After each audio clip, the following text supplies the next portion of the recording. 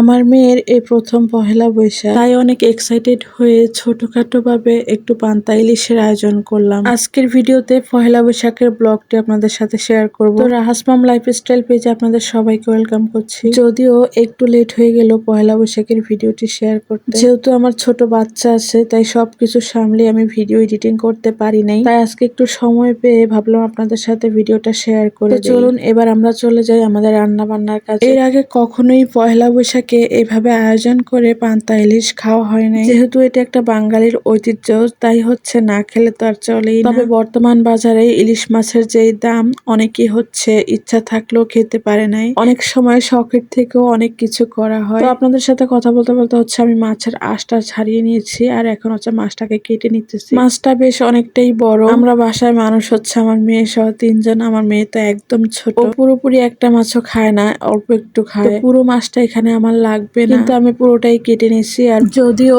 আমি অত সুন্দর করে মাছ কাটতে পারি না, সবসময় বাইরে থেকে মাছ কেটে আনে। ইলিশ মাছ তো সবাই মোটামুটি কাটতে জানে, তাই আমি হচ্ছে চেষ্টা করলাম, যদিও সোজা হয়নি মাছগুলো কাটা, তারপরও কেটে নিই। কারণ আমার আবার হচ্ছে ইলিশ মাছের যে ঝাল ঝাল একটা ঝোল করা হয়, এটা অনেক ভালো লাগে। ভাবলাম পান্তা ইলিশ তো খাবোই, দুপুরের জন্য না হয় রান্নাটাও করে নিব। আর এই তো আমি ভিডিওর জন্য একটু সুন্দর করে ডেকোরেশন করে নিচ্ছি। একটা ভিডিও আমরা 3 মিনিটে শেষ করে দেই, কিন্তু এই ভিডিওর পিছনে কিন্তু অনেক কষ্ট করা লাগে ভিডিওগুলো শুট করার জন্য। আর বাচ্চা নিয়ে ব্লগিং করা কিন্তু অনেক কষ্ট হয়ে যায়। তো তারপর আপনাদের জন্য আমি আজকের ভিডিওটা বানিয়েছি। অবশ্যই আপনারা সবাই আমাকে সাপোর্ট করবেন। এরই মাঝে আমি মাছে হলুদ আর মরিচ লবণ দিয়ে মাখিয়ে নিয়েছি। ইলিশ মাছে কিন্তু অন্য কোনো মশলা দিলে আর সেটা খেতে ভালো লাগে না। এখন হচ্ছে আমি মাছটা ভাজি করে নিব। এমনিতে নরমাল ভাবে ইলিশ মাছ ভাজলে যে গ্রানটা আসে, ওটা দিয়েই হচ্ছে অনেক ভাত খাওয়া যায়। তো এই তো দেখেন আমার মাছটা হচ্ছে ভাজি করা হয়ে গেছে, আর এখন হচ্ছে আমি ডালের বড়া ভেজে নিতেছি। এগুলো হচ্ছে আমার রমজানের ব্লেন্ডার করা ছিল ফ্রিজে, তাই খুব শর্টকাটে করে নিয়েছি। আর এই পাশে চুলাতে হচ্ছে আমি ইলিশ মাছের ঝোলটা রান্না করে নিতেছি। তো আগের দিন রাতে হচ্ছে আমি বেশি করে চাল দিয়েছিলাম সকালে পান্তা ইলিশ খাওয়ার জন্য, আর এখন হচ্ছে সুন্দর করে ডেকোরেশন করে নিতেছি। আসলে পান্তা ইলিশ যে খায় নাই সে কিন্তু এটার মজা বুঝবে না, আসলে এটা অনেক মজা। যেহেতু আমার কোনো প্ল্যান ছিল না আয়োজনটা করার ছোটখাটো ভাবে, তাই হচ্ছে বাসায় আমার আলুও শেষ হয়ে গিয়েছিল, তাই আর আলু ভর্তাটাও করতে পারি নাই। আরো কয়েকটা জিনিস এখানে মিস্টেক হয়েছে, আমি যেহেতু বাচ্চা নিয়ে করছি আমার অনেক কিছু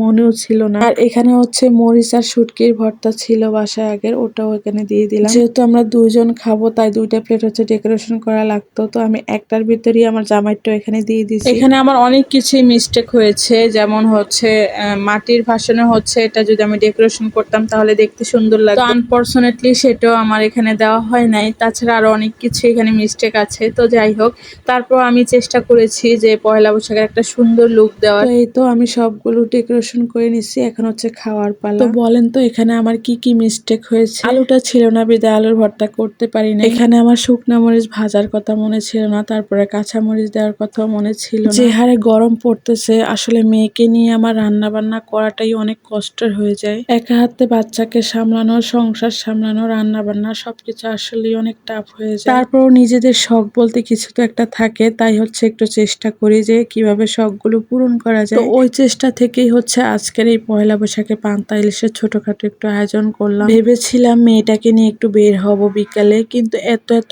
গরম যে আমি আর যেতেই পারি নাই। তো আপুরা, আপনাদের কার কার পয়লা বৈশাখ কেমন কাটলো অবশ্যই কমেন্ট করে জানাবেন। আর আমার ভিডিওটি আপনারা কে কোন জেলা থেকে দেখছেন অবশ্যই কমেন্ট করবেন। ভিডিওটি যদি আপনাদের ভালো লেগে থাকে তাহলে অবশ্যই লাইক, কমেন্ট এবং শেয়ার করে দিবেন। তো আজকের মতো এখানেই শেষ করতেছি। ভালো থাকবেন সবাই, দেখা হবে নেক্সট ভিডিওতে। আল্লাহ হাফেজ।